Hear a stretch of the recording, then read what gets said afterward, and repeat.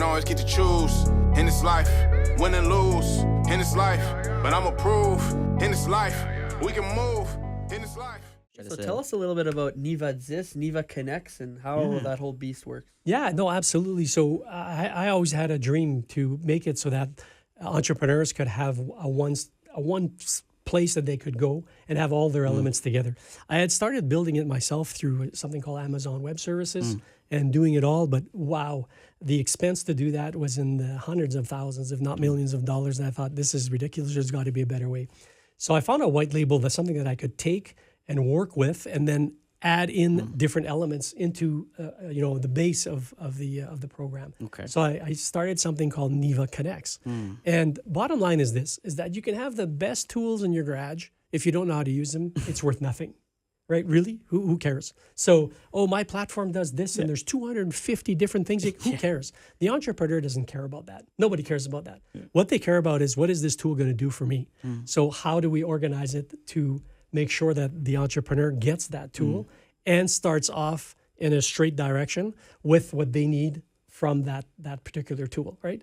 So you don't, again, getting back to that, is that these are just tools, but you have to put the system in place. So I worked really hard to assemble a team to make sure that we had the right system in place for the entrepreneur. And the beauty about a business is that there's a lot of elements in a business that are the same, no matter what business you're in. So you need a way to capture your emails, to capture your clients, to make sure that you have, everybody's about customer experience now, something called CX, customer experience.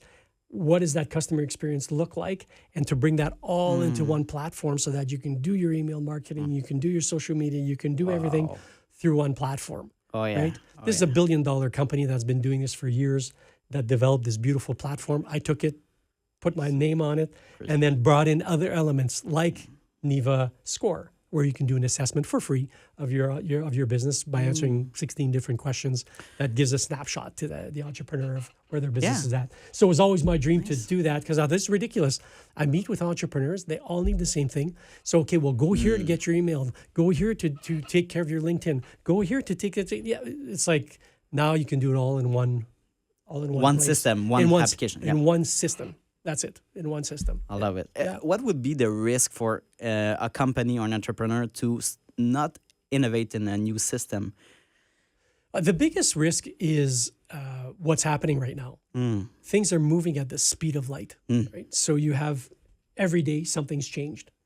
We have everything from automatic chats and all the rest of the stuff, right? Robots that are doing everything. We also have a whole slew of something called artificial employees. So they're employees that are virtual employees. They're not even real employees, but they're doing tasks, mundane tasks. Right? So the danger is that a lot of people are doing it. If you're not doing it, then you're going to be behind. And the sooner you get involved with it, not scared about it, but figure out what would be the most important thing. So what artificial intelligence, what program would be the most important one that I need to implement now in my business? Not get overwhelmed by it, but take at least one step to say, this is what I need. So the danger is that you're going to be pushed out of the market. Yeah, as simple as that. As simple as easy as that. Yeah. Yeah, that's great. Earlier, Anthony, you mentioned you use Later. I'm sure you have other applications that you pay for. So I just want to know, how much you pay monthly on subscriptions? I probably like $300 per month, for maybe $400 actually. But yeah, for not optimized apps, it's really like a loss of time and money probably. But it's easy to just keep them, and it's to just change. So it's really a problem. It's problematic for the business, for sure. Anthony, do you find this though, is that it's one thing to know that Later exists, but learning how to use it is a whole other paire de manches, a whole other thing, right? Sure. And the problem that I found is that entrepreneurs say, okay, well, use this. Well, now they got to learn how to use that. Yeah. Okay, so now it's like, wait a minute. How do you do this? Well, I don't know. That's not what I do. Contact Later. And then how do you do this? I don't know. You have to contact that person. And it's always the same thing. And then they upgrade. Oh, they change everything. So now they update, UI. And now you're again. No. So what are you not doing as an entrepreneur? You're not doing what you love. Yeah. So if you're doing something that's, you're not putting passion and energy into it, you're doing, and you're not doing what you love to do, right? It's like an obligation to learn the new system. Right. But if you have 10 new system. It's so hard to know and keep up. Yeah, it is. And it's a great feeling when a few of them talk together. It's a great feeling. Like, oh, you can sync it's these connected, together. yeah, right? But Canva it's and rare that all everything, 10 of them are connected, right? Yeah. And that's what I kind of understand Yeah, with your wouldn't- product, yeah. right? Like, wouldn't you like more to save costs, be more efficient? Yeah? Right. One system that combine everything? I Right. think so. I think 100%. And it's really a question, like I said before, best tools in the world, it doesn't matter. McDonald's does not make the best hamburger, if I can mention a name. They don't make the best hamburger, but they have the best system. That's been repeated for years, right? They do have the best system on how to make them. They know exactly how much it costs to make their hamburgers, and they know how to make them, and they do them all the time, and people eat them. And it's like when you do that in your business and you systemize, I see light bulbs go off, and I just love it because the entrepreneur goes, whoa, this is fun. I can be doing what I need to do. And then with the capture of an email, the whole system is automatically set off. Bang, bang, bang, bang, bang. And then they see the emails coming in. They see the stuff coming in. They see all the rest coming in. And then they're like, whoa, this is really cool. At the end of the day, their business grows. So let's talk about the mindset entrepreneurship. What would be the differentiator between a successful entrepreneur and a non-successful entrepreneur? So that's a great question. There's many things there, but I think the biggest one is the successful entrepreneur will listen to people. So they will listen and they will always say, I can learn someone from anyone, right? And the people that I admire the most in this planet are people that looked at me and said, hey, I can learn something from you. Just like I say, I can learn something from you, right? Yeah. So that's a successful entrepreneur. It's also a successful leader. So you've got a great leader, a great entrepreneur, because their mind is open and they know that they can learn something. They don't know it all.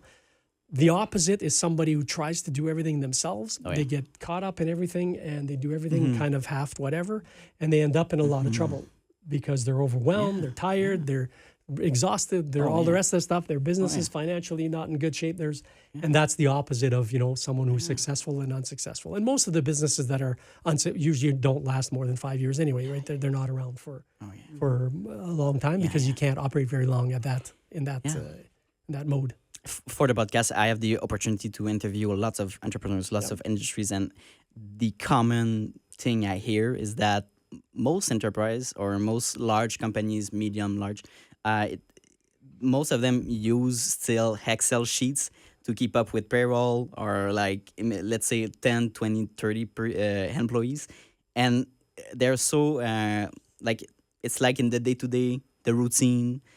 So it's hard to stop maybe and rethink about their system for a week because they need that money or they think they can afford to not change their system. But it's really a problem. It's not that they don't trust the new system. It's like, it's a burden to stop and rethink the model. Yeah, no, it is. And that happens regularly.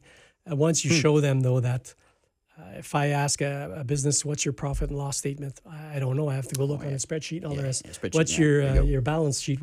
I don't know. I don't know, yeah. And you say, well, listen, this has to be automated. It has to be so you push a button and you can see right away, because the faster you see that, the faster you can make adjustments, right? And not only that, but you like doing that. Like, do you really like doing that? Like, if you enjoy doing it, fine. Yeah. But I've never met anybody yet, except for the accountant, that likes working on a spreadsheet. They get overwhelmed by them, right? So that's just one example. We're using spreadsheets, but it could be anything. Sure. But, it's like, why don't you automate it? Why don't you invest a little bit more? Now. So it's short-term pain for a long-term gain. Huge, right? And it's actually never not worked. Yeah. You always end up with a better result. And you mentioned, so you work with a lot of clients, external clients, and you get to know them. What does that look like? What does that process look like, getting to know a new client? That's a great question. And the biggest thing is, obviously, you have to listen. You have to ask questions. Right. But it doesn't take very long to really get into the meat and potatoes of things, right? To really start looking at, well, what are your sales? What are your what's your funnels, your revenue funnels? What are your sales? How many employees do you have? What systems do you have in place? Really easy questions that, and then you kind of look and go, whoa, they don't know how much their sales is. What's your gross profit margin? What's your, quite easy questions, like in my head, easy questions that and then they start opening up their eyes saying, I don't know that. And then the other question is, I want to buy your business. How much is it worth? I don't know.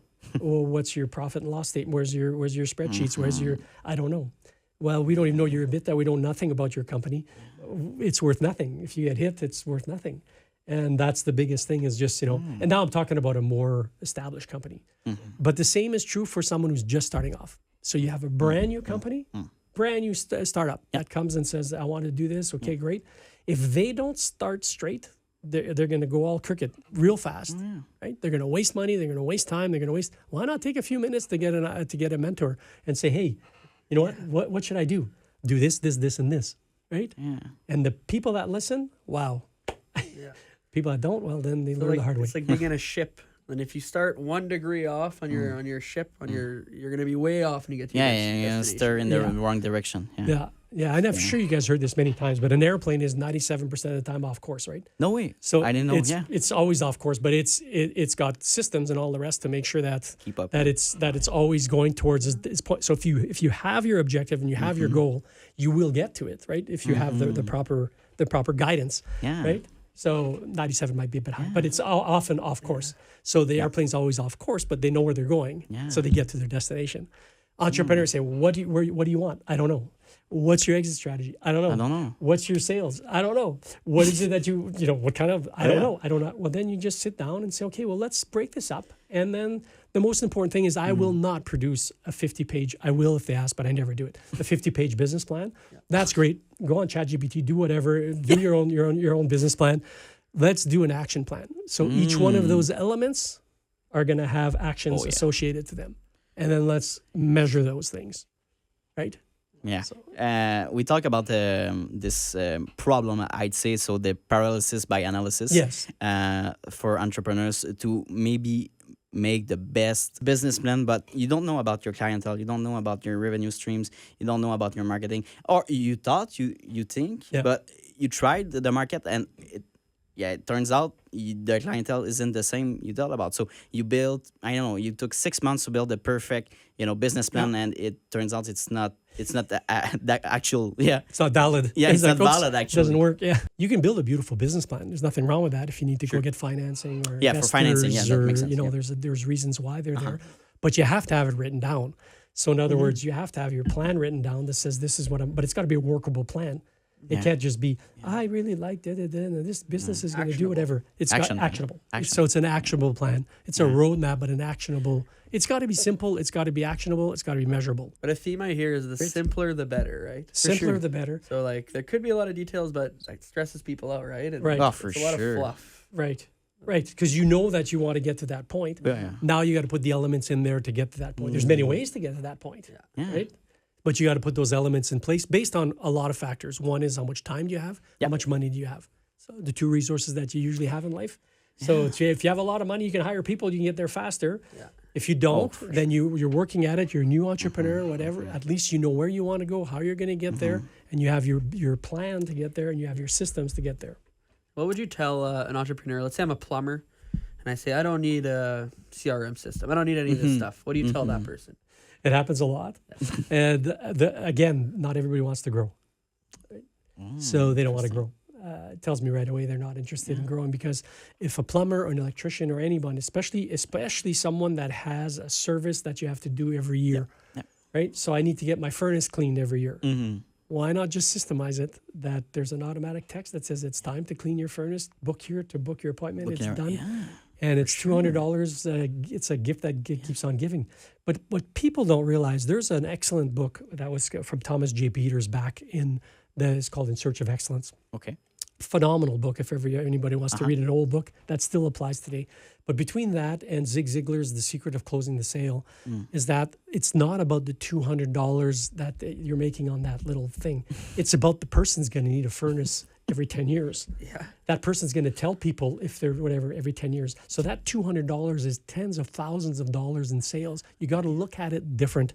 Someone comes in a library and you're selling a book. You're not selling a $20 book. It's a $5,000 book, because that person that's buying that $20 book is going to tell their friends, is going to come back. That book is worth everything.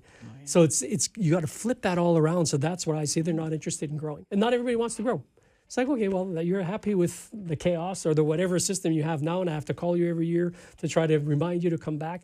They're just not interested in getting to the next level, and that's fine. They got a good business and they're making a living at it, and they're happy the way it is, and that's good. But we mentioned acquisition costs, right? Yeah. So there's your acquisition cost. Oh, $5,000 in sales costed you a free book or whatever. exactly. And I tell this story all the time when I'm talking. Is that I was looking for a fireplace for my house years ago. Okay. Someone I knew was a delivery driver. And he said, you have to go there. I said, why? He says, every time I deliver there, they treat me so well. So what did I do? I went there, I bought a fireplace. I told my brother bought 2 fireplaces. And so think of how ridiculous that is. This guy didn't even sell anything to them. He was the delivery driver to that business. Think of the power that is of when someone you're communicating. So my thing with all business people is I tell them, think of every time you touch a client. What was that looking like? So what's a client? A client is everyone that you interact with, including the phone person, including the hydro person, including the delivery people, including everyone that comes into your place is a potential client. Yeah. Right? They're there. Hey, it's a lead. Yeah, and what are they going to do? We're walking billboards, right? I told you I don't do any advertising. It's all word of mouth. They're going to tell their people, hey, deal with this person. Do that. How many times a day do we ask people, who did you get your car washed? Who did you get your to do your whatever? So it's super powerful. Right? Because we trust people in our entourage. We trust. Word of mouth is the number one marketing tool for anyone. You guys know that. It's word of mouth. Jumping on another subject, we spoke about the function in the French version of the system. So a QR code. Yep. Actually, can you explain that function? That's really nice. Sure. Yeah. Because now everything can be automated, right? So if in a system like Nivå Connects, you can create a landing page and you can create a page that they go to. That page has a URL code, right? Take that. Go in Canva, for example, and change it into a QR code. Have that QR code at your table. Nice. I was talking to, this is fantastic for real estate agents, right? So I was talking to real estate. How are you capturing? Well, they come in and they write their name. I said, no. You know what? They come in, you tell them, yes, can you mind signing up to my thing? Why? What did I say earlier? Everyone that comes into there is a potential client. For sure. I'll tell you a story of a friend of mine now, 20-something years ago. Didn't know him for Holy Ground. We walked into his open house. I could bring him on this podcast and he can tell you how much sales that generated for him. It's in the hundreds of thousands of dollars, right? Because we ended up using him for my in-laws' house. We ended up I referred him. I bought a bunch of rental properties. It was crazy. And he could tell you how that happens. And I was at an open house. Didn't know him at all. But he knows how to treat, he was a real estate guy. He knows how to treat his clients. So that's the importance of that one, right? So QR code for anything. You're at a trade show, right? Instead of capturing, just put a simple QR code, click. But more importantly, well, that's great. Now you captured that. That's wonderful. What do you do with it? Well, now it's all set up in the back end. So automatically, you have an email sequence going out. You can have SMS or email going out right away. Tick, tick, tick, tick, and now you're in contact with that person. You followed up. You mentioned it in the French version. Yeah. We forget to follow up with our clients. The money's in the follow-up, right? So what a beautiful way of automating everything and not having to worry about it. Yeah. So that's a simple way of and I imagine that's just like we talk about bounce rate a lot. Like I noticed this myself in my consumer habits. If I go on a website, I have a form to fill out and I click and it says autofill. Yeah. Easy. Oh, yeah. If I have to fill it in myself, that extra 5-10 seconds might make me bounce, honestly. Yeah, so that QR, just to eliminate those 5-10 seconds is awesome. And you decide what you want on that QR. Usually you want the email. You might want a phone number for SMS, the person's name. A few things, 3 things. Often the address is not important stuff, but at least you've captured them for what? Forever in a CRM. So now you have all that information. What is that worth? I want to sell my business. I've got 20,000 people in my CRM. With a click of a button, I've got a new product that I'm going to launch, right? What does that cost? Next to nothing. What should it cost? It should cost hundreds of dollars to try to reach them, right? Yeah. So you build it nice and slowly, but you know what I mean? You just build it up. So it's And so you either build your list of clientele yourself, or is there a way to like buy a list or something like that? Definitely. There's ways to buy lists. It's more expensive, okay? So there's ways to buy lists. There's Zoom info. There's different ways. Because what a lot of people doing, myself included, are looking at, and there's a whole bunch of programs too that you can get to do drip campaigns and all the rest of this stuff for you. So yeah, there's ways of buying lists. Unfortunately, it can be expensive. There's some that aren't too bad, but a lot of them are in the thousands and thousands of dollars to get a list. But the beauty of the list is it's super targeted. So I want businesses that have 1 to 10 employees with a revenue of 500,000 or more that are located in R2J, 3C. You know, it's like you can get it super. Okay. Absolutely. I have another question. So, what's the best advice you would give to new entrepreneurs that wants to start their service company in 2025? What would be the first thing you would say to him? The first thing I would say to them is for sure, make sure that you've got your systems in place. Okay. It is so easy now to get all your systems in place right from the get-go. Before maybe approaching Before you some even clients. do anything. Oh, yeah, that's... So it's like you have it all set up. Now you go, and it doesn't take long to set up. A couple of weeks, you're set up. That's right. Now anyone you touch, you capture. They don't have to say yes. 90% of the people will say yes, and that's great, right? And then you've got them in your. So now you've got your system in place, so that you're not. Oh, I waited a year or 2 or 3 before I did that. Also, make sure that you have everything set up. Again, it's all your systems. That your systems are set up properly, LinkedIn accounts, all that sort of stuff, to make sure that you're maximizing that the potential. I have a question about the market here in Winnipeg. So we understand it beaucoup de francophones, a lot of people that speak French. The message is always we want to offer French services for these people. It's a more homey service. It's good. Everyone's more happy. It's a win-win. But what would you tell an English business owner the value of having French in your business in this market? Love it. Well, that's a real good question. And I mean, we were talking about that earlier, is that when you look at the sheer amount of volume, so you've got over 10% of the population that's bilingual now, French and English. You've got 25, 30,000 students in the immersion program, 6,000 people in the kids in the French program, and plus the English program. And the English, you're talking about 50% of the kids that are taking some sort of French.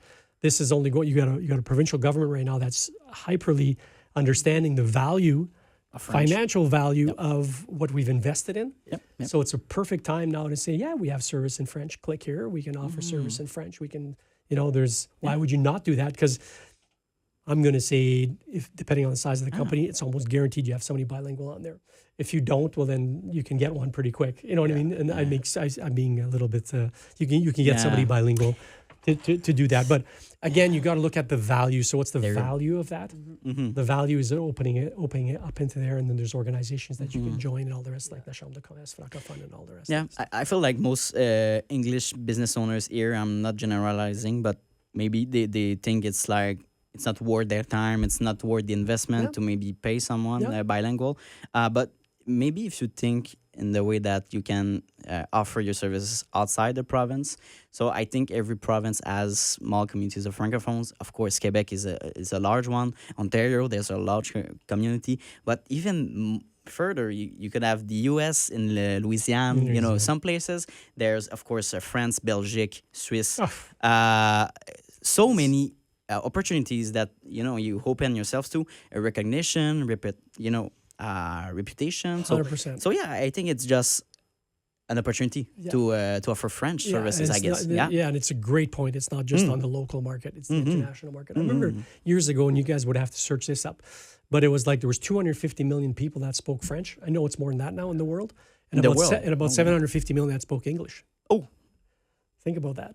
Okay. China, India, don't speak, you're talking, think of the percentage. I think that's a lot, It's huge, right? When you look at now, I don't know what it is now. That was like whatever years ago. And that's when we started IMBAM and all that. It was really local vision with a global, a local action with a global vision. Yeah. Right? I guess it's cultural or historical to compare English with business. Like we do business in English. But let's try in French. Like why not? So that's maybe the mentality, but keep innovating, keep changing. Do you work outside of Manitoba, other provinces, other countries? Where do you offer your service? It's anywhere in the world, but primarily in Canada, of course, just for simplicity. Sure. But I've dealt with people in the U.S., in California, in Utah, and then overseas too, in French speaking places too, and overseas like L'Île Maurice and things like that. So it's kind of cool how you can just about go anywhere. Yeah. Do you find nice differences between working with French business owners and English business owners? What's the difference about this? Is it there's a lot of similarities, right? Because you have personalities that are involved in that. So there's similarities Nice. depending on the personality of either language or the person's operating in. So there's similarities, a lot of similarities. Nice. Cool. Some of the francophone businesses have understood the potential of getting into the francophone community, organizations, all the rest of that stuff, and have done extremely well by understanding that. So obviously that's an advantage over somebody who doesn't speak French. But all right, I want to maybe ask, what is your end game? Yeah, your end game. Yeah, that's actually do you ever want to interesting. retire? Do you ever want to take a city? oh boy, my friends ask me that all the time. No. Okay. You know what? The beauty is the three things. See, so I have control over my time. I have control over every day doing something that I love.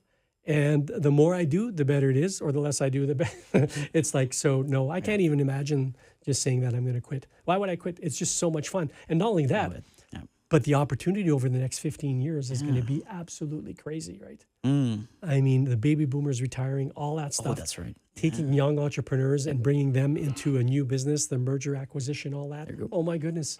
I'm such at a great position right now. I love it. To really help that young entrepreneur to get into that, to work with the older, because I've got them. I'm not quite baby boomer, but close, a year away. Gen X, I guess. Gen X, yeah. But the last year of baby boomer, just at the edge. But still, so I have a real good understanding. Plus, my advisors, my mentors and stuff are all at that stage too, where they have control over their time. Right, and they're not needy partners, right? So they don't need the money. They don't need the. So I'm so excited about the future. It's like I can't imagine quitting. I mean, you can pull back a little bit and go to Costa Rica more often or wherever. But it's like, nowadays, as long as you have this, you can work from anywhere if you want to. What would you tell a 20-year-old that says, you know what, I'm going to start my own business. I don't need to buy a business. What would you tell that person? What's the added value of buying an existing business? Well, I would say to that person, depending on what industry they're in, is that if there is the opportunity to buy something that's already running, right away you have cash flow, right away you have clients, right away you have everything else. All you need to do is tweak it a little bit and you can turn this into a wonderful thing. If you start on your own, I'm not sure what business they'd be in, but if they start on their own, there's no cash flow, there's no clients, there's no nothing. So I always think it's easier to buy an existing business.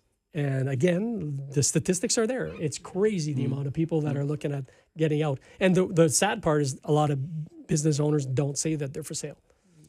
So you don't know if they're for sale. So go knock on their door and ask them, are you thinking of selling? I'm interested in going. Like just pick up a phone, go knock on the thing. Say, hey, you know what? I'm really interested in bikes and you've got a bike shop and you know what I mean? I'm really interested in marketing and I you know what you look like. Are you ever thinking of selling? Or, and you'd be surprised what people say. Hey, actually, I was thinking of that.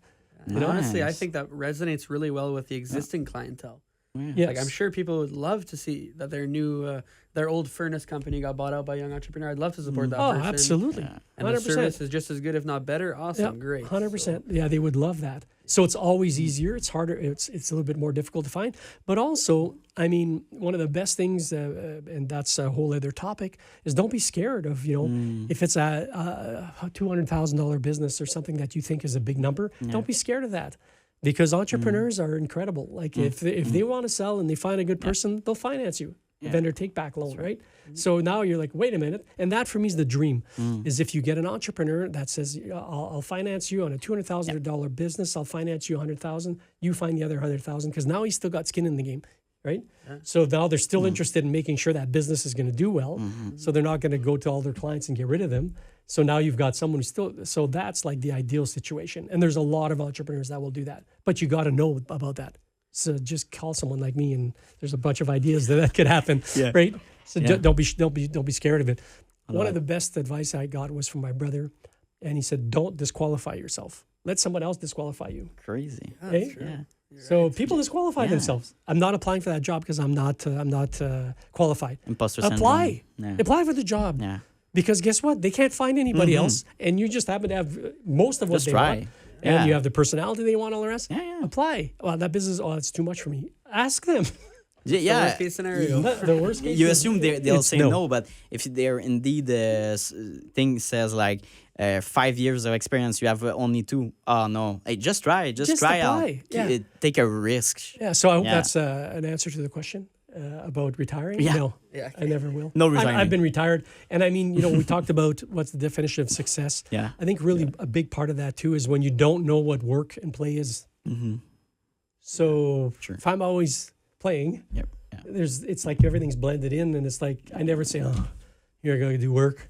I'm on a vacation," but I don't care. It's like you know what? It's like nice. you don't really know. It's not what's- work. I You don't don't really define know it what's as work work. and what's play anymore, and it's like whatever. It's all like fun. It's fun. It's fun, and it's like monetize your passion. Yeah. I really see it like that. Yeah, absolutely. Well, Norm, Ivan, it's been great. A great time speaking in thank French. you. Great time speaking in English. I loved it. Did you like your experience here? Loved it. It was wonderful. great. It's Great rare, connection. It's rare that we have the opportunity to talk about our lives and all the rest. So That's it's right. always what's the most. I always tell my kids and everybody what's the most important thing in a picture if you're in it. So I always ask people about their lives because that's what they love talking about themselves. Oh, yeah. And if you look around a room and you see people that you find really attracted to there, they often ask you questions about your life. Yeah. They're not just so. No. It just One of your uncles has a great expression: be a sponge, not a sprayer. So it's like be the sponge and then ask the questions and stuff, like as opposed to blah, blah, blah, blah, like So Yeah, because we said earlier, everyone wants to talk about themselves. Yes. That's a human trait. Yes. So if you want to build connections, business connections, ask a lot of questions. Yes. If you're in a connecting, networking event, ask more than talk about yourself, right? And also, what I appreciate with this experience is that a lot of people don't know what I do. No way. Yeah. Yeah, they don't do their research. My wife doesn't know what I do. You know what I mean? So they kind of They just don't go. understand, yeah. So I like when you can sit down with for people and say, sure. "This is what I do. Oh, This is what I'm passionate about. This if I'm building business, if I'm excited, and it's fun to put it out there Connect. to say that you know what, this is what I do, and this is what. If you're interested, I'd love to meet with you. It'd be fun. If not, no problem. But Love it. at the end of the day, it's fun to be able to tell people what you do. So Definitely. Well, thanks for your time, Merci. Ivan, Thank too. you. Awesome. It's been great.